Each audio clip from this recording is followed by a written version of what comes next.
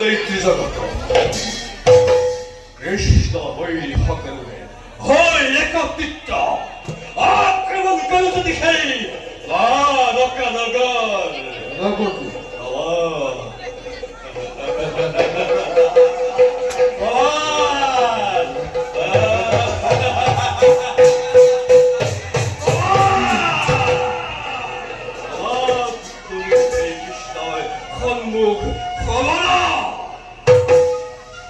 তোমার কথা অস্বীকার করিব লোয়ার সেনাপতি কারণ রাফাঙ্কর ভয়ত দষ্টপান হই কৃষ্ণই আশ্রয় লইছিল মথুরা বাহির হবে সমর্থন করব কিন্তু কিন্তু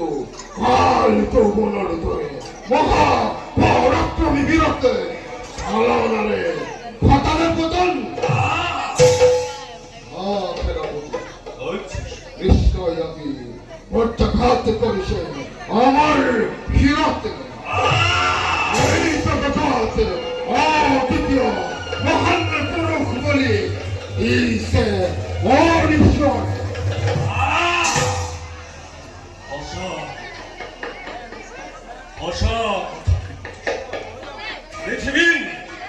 পৃথিবীরাই মুখ্য মানবে